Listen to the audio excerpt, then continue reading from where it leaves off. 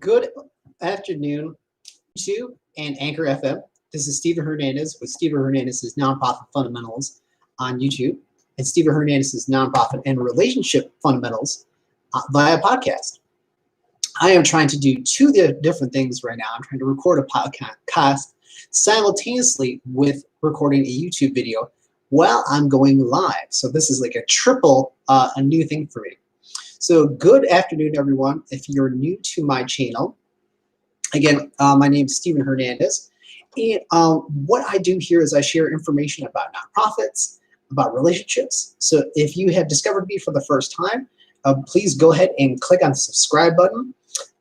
Check me out on Anchor FM. You can reach me where I share all kinds of resources on Instagram at Steven Hernandez 8795. So today what I wanted to talk about was what are some things in this super challenging year of 2020 that nonprofits can do to end the year strong and to set themselves up for success in 2021. First thing, and again, I feel this is a super basic thing that many nonprofits, for whatever reason, choose not to do, which is thank your current funders. Let me say that again. If you have received funding, big or small, for your nonprofit, thank your funders. Email, card, anything like that. Email is always good. But take that a bit further if you can.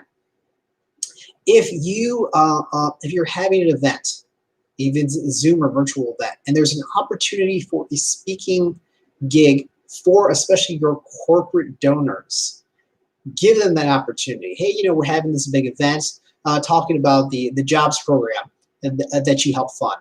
Can you have one of your executive vice presidents or the head of the corporate foundation come and speak a little bit?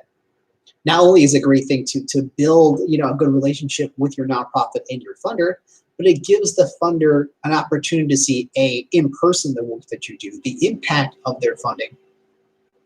But it shows them that you're thinking about them, that the relationship is not just a one-to-one monetary transactional thing. Number two, if you can, and this is not always going to be the case depending on the funding structure, show what you did with the funds in the year or in the time frame with which it was given.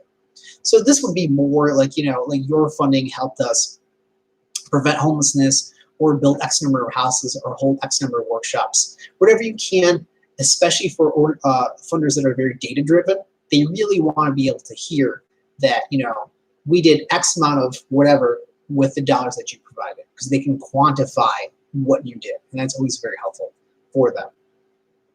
The third thing that I would recommend that you do is schedule a time in 2021, in 2020, if you haven't already done so, for your next fundraising conversation.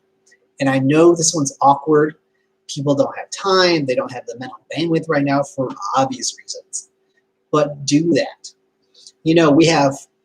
I just went through one of these things myself. And I remember I don't really have time for this and whatnot. But it was a great opportunity for the organization to reiterate a couple things. They thanked us for our 2020 donation. They reiterated what they did in 2021, and they laid out the case for this is what we're going to need in 2021. So there changes the power dynamic there. They're not kind of passively waiting for us to reach out to them, which funders don't like to do. Like funders do like it generally when a nonprofit's like, hey, this is what we're trying to do. We're trying to build X number of houses in this area where you said that you wanted to work. We want to do small business lending. Is that something that you're going to be doing? We're trying to address basic needs in this particular community. Would you be interested in that? Those kinds of things when you're being proactive, what really helps a funder. It helps them, it puts the onus on them to kind of react to you to see what you're going to do, and it helps plug them into their planning. And again, if you're on top of the budget year rather than at the very end, you have a much greater chance of carving out those funds ahead of time rather than being the person who's begging for scraps essentially at the very end of the budget year. So again, just some real quick tips right there. Hoping to share this both on YouTube and my podcast. To reiterate, if you're new here, please go ahead and subscribe. Again, my name is Steven Hernandez. You can find me here or on YouTube. YouTube is Steven Hernandez's Nonprofit Fundamentals. Or on Anchor FM, you can find something similar and additional resources as part of my Steven Hernandez's Nonprofit and Relationship Fundamentals. Thank you so much for listening.